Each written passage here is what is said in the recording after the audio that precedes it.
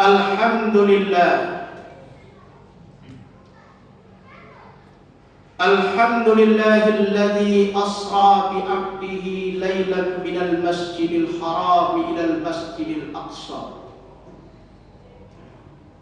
alladzi barakna hawlahu linuriyahu min ayatina innahu huwas sami'ul basir. Ashhadu an la ilaha illallah wahdahu la syarika lah wa ashhadu anna sayyidana wa nabiyyana wa habibana Muhammadun sallallahu alaihi wasallam. Allahumma salli wa sallim ala sayyidina Muhammadin tibbil qulubi wa dawa'iha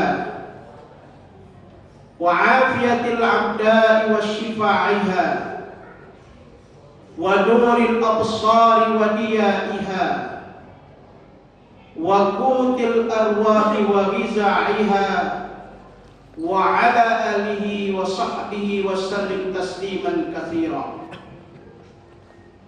Amma ba'du fa ya ibadallah, usikum wa nafsi bi taqwallahi wa ta'atihi la'allakum tuflihun.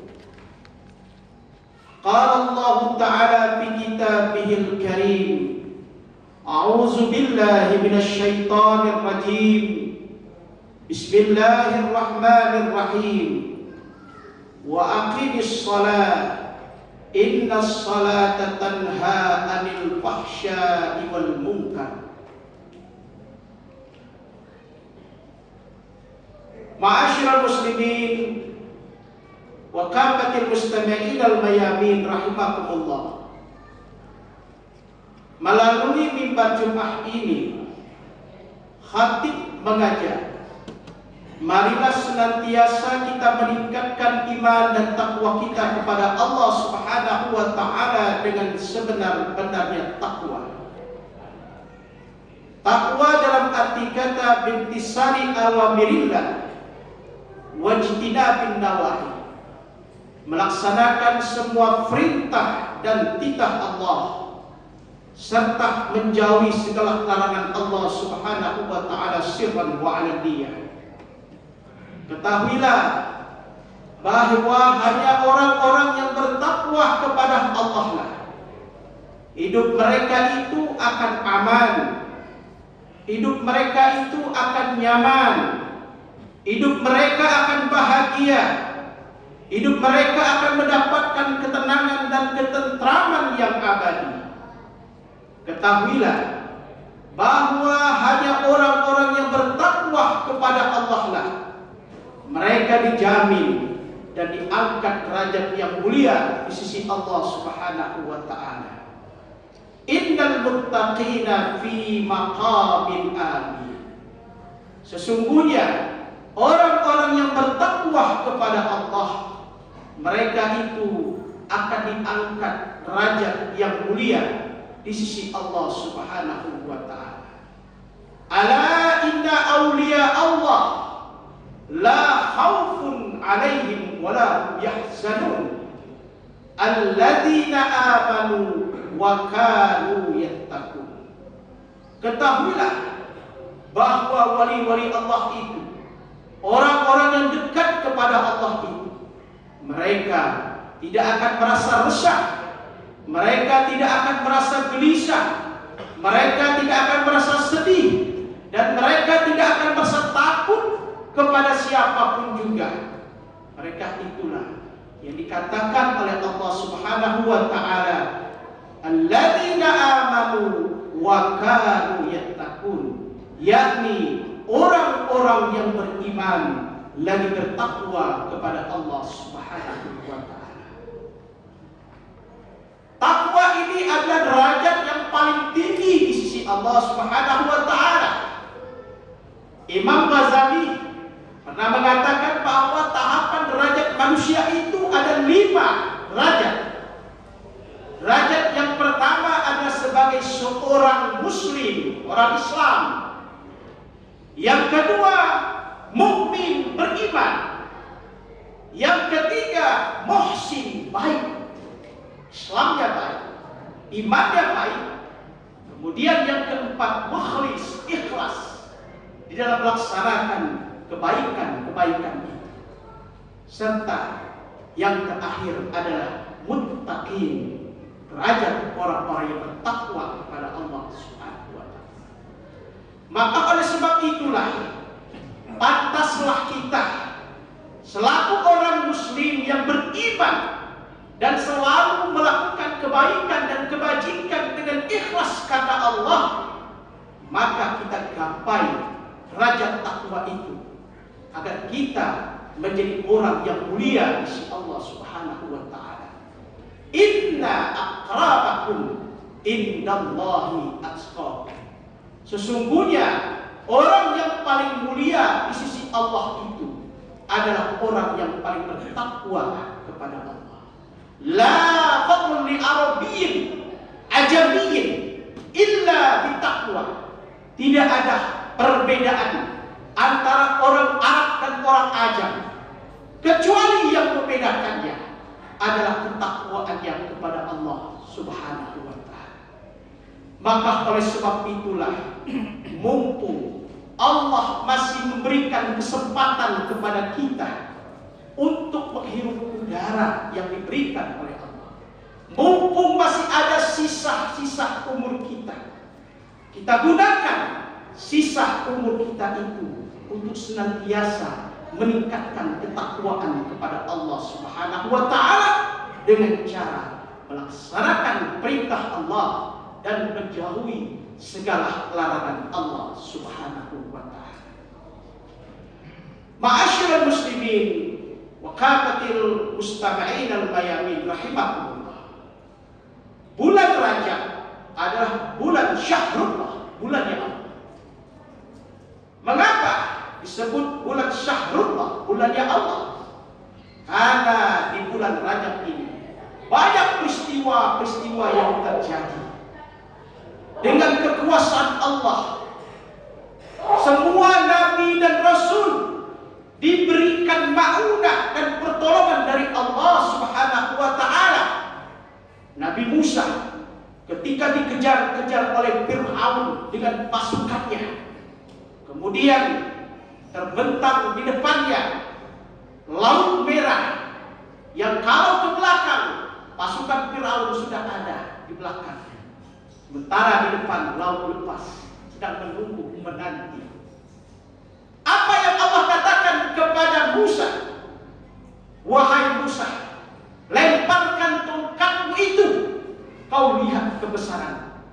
Maka dengan seketika Allah memperlihatkan kebesarannya. Laut terbelah dua. Nabi Musa dengan pengikutnya selamat dari kejaran Fir'aun, sementara Fir'aun ditenggelamkan di Laut Merah.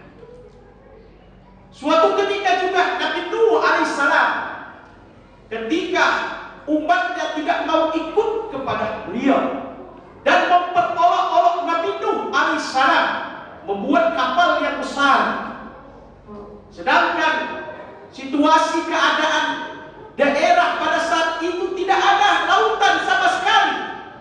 Nabi Nuh diperolok seperti orang gila katanya. Tetapi apa yang terjadi?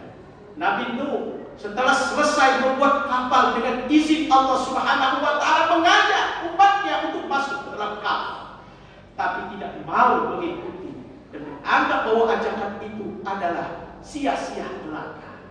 Bahkan anaknya sendiri pun tidak mau mengikuti Nabi Nuh alaihissalam.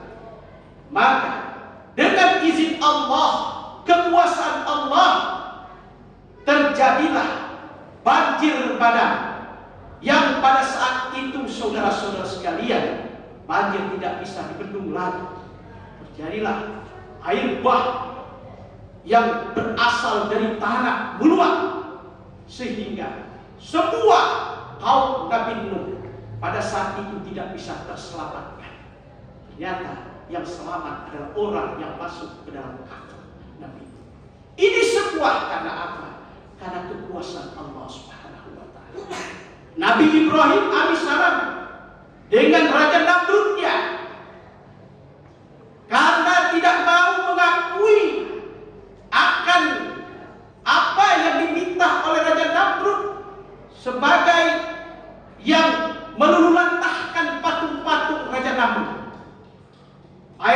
Ibrahim alaihissalam dibakar di kobaran api yang menyala-nyala, dan Allah pun berkata kepada api tersebut, ya naru kuni bardan wassalaman ala Ibrahim, wahai api, jadilah dingin kau, selamatkan hambaku Nabi Ibrahim.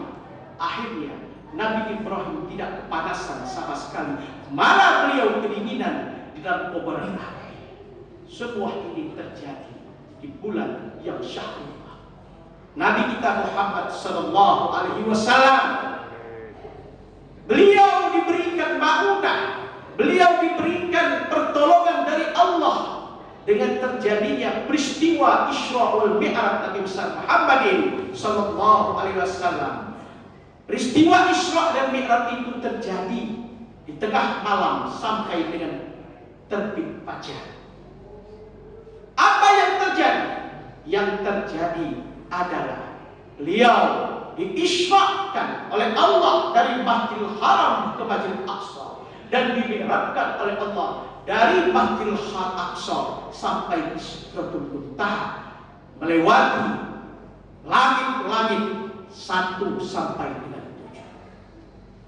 Apa yang dibawa peristiwa Mi'raj dan Isra itu tidak ada lain adalah peristiwa kewajiban kita untuk melaksanakan ibadah sholat. Nabi SAW diawali sebelum peristiwa Isra Mi'raj meninggalnya 2 orang yang paling beliau cintai. Yang pertama adalah Abdul Muttalib, yang kedua adalah istri beliau yang bernama Khadijatul Kubra. Rasul gelisah, Rasul sedih, akhirnya dihibur oleh Allah dengan perjalanan Isra wal Mi'raj. Ini dapat kita artikan bahwa dalam hidup dan kehidupan kita ini, kalau kita dalam keadaan susah, kalau kita dalam keadaan gelisah, kalau kita dalam keadaan sedih, tidak ada lain yang harus kita lakukan adalah kita memi'rajkan diri kita dengan cara mendirikan sholat. Karena sholat adalah penenang hati, sholat adalah penentram jiwa, sholat adalah penyelesai masalah, sholat adalah tiangnya agama.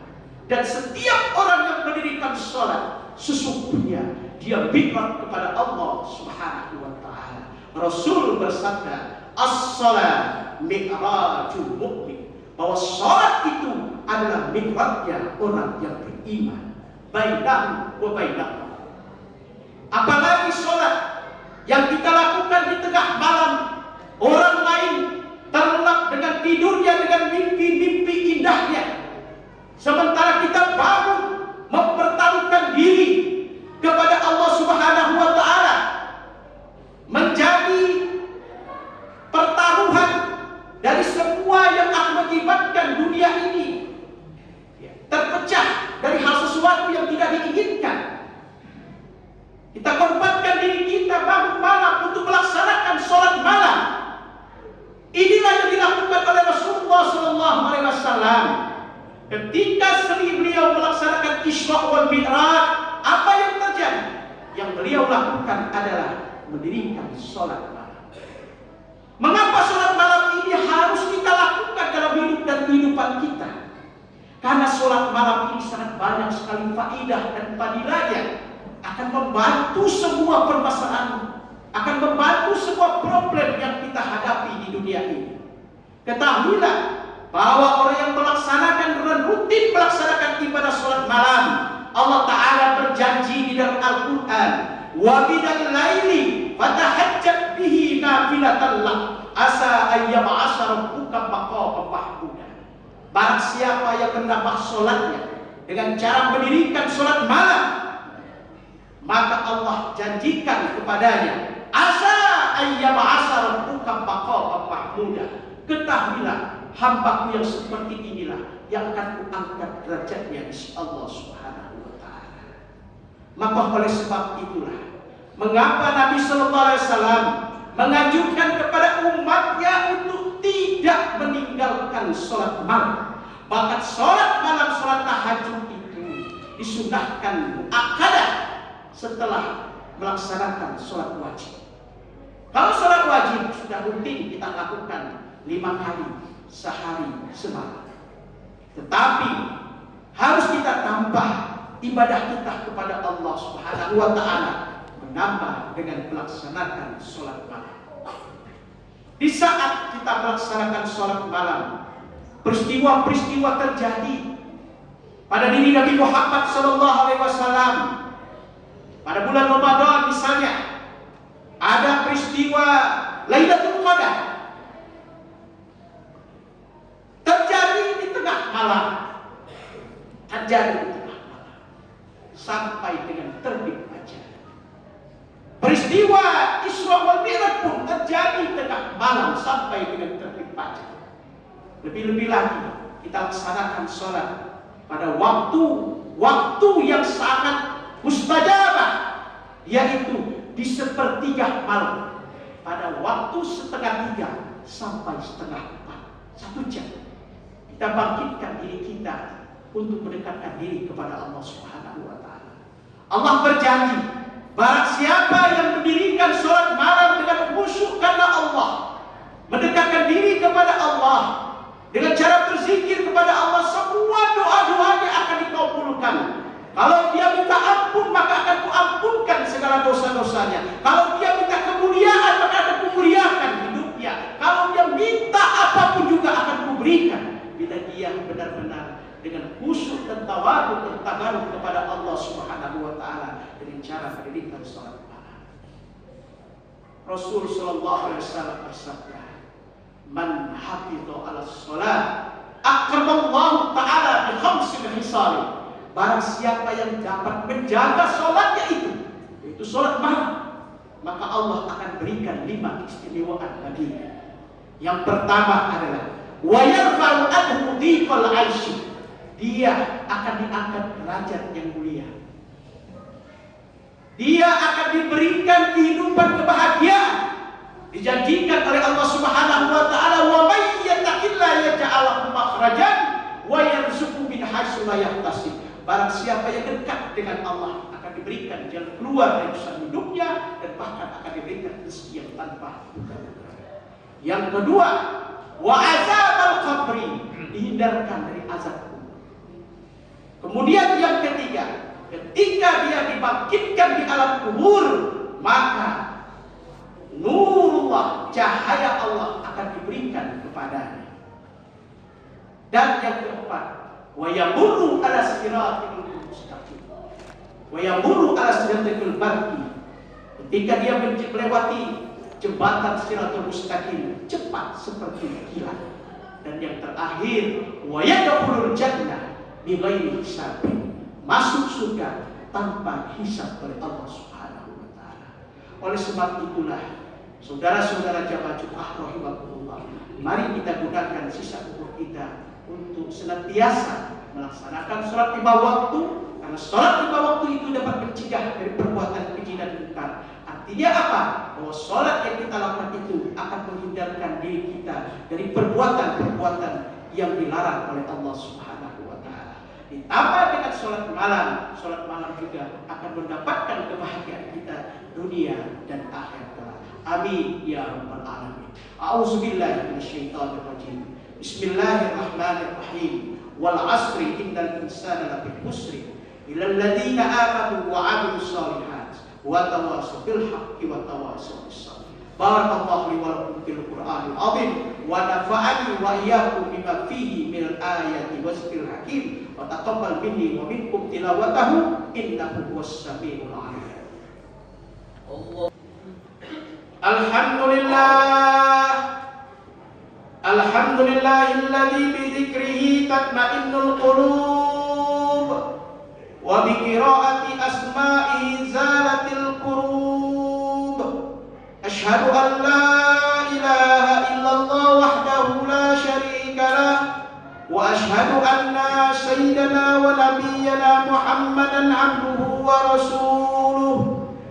Allahumma salli wa sallim wa barik ala sayyidina Muhammadin al-fatih lima ulik wal khatimi lima sabaq nasiril haqqi bil haqq wal hadi ila siratikal mustaqim وعلى آله وصحبه حق قدره ومقداره العظيم. أما بعد فيا عباد الله اتقوا الله حق تقاته ولا تموتن إلا وأنتم مسلمون. وقال الله تعالى إن الله وملائكته يصلون على النبي يا أيها الذين آمنوا صلوا عليه وسلموا تسليما. اللهم صل وسلم على سيدنا محمد سيد المرسلين وعلى آله وأصحابه وأزواجه وذريته أجمعين. وارض اللهم على أربعة الخلفاء الراشدين سيدنا أبي بكر وعمر وعثمان وعلي وعلى بقية الصحابة والتابعين ومن تبعهم بإحسان إلى يوم الدين وعلينا معهم وفيهم برحمتك يا أرحم الراحمين. اللهم اغفر للمؤمنين والمؤمنات والمسلمين والمسلمات الأحياء منهم والأموات إنك سميع قريب مجيب الدعوات ويا قاضي الحاجات. ربنا آتنا في الدنيا حسنة وفي الآخرة حسنة وقنا عذاب النار. عباد الله إن الله يأمر بالعدل والإحسان وإيتاء ذي القربى وينهى عن الفحشاء والمنكر والبغي يعظكم لعلكم تذكرون. فاذكروا الله الذي يذكركم وله يستجيب لكم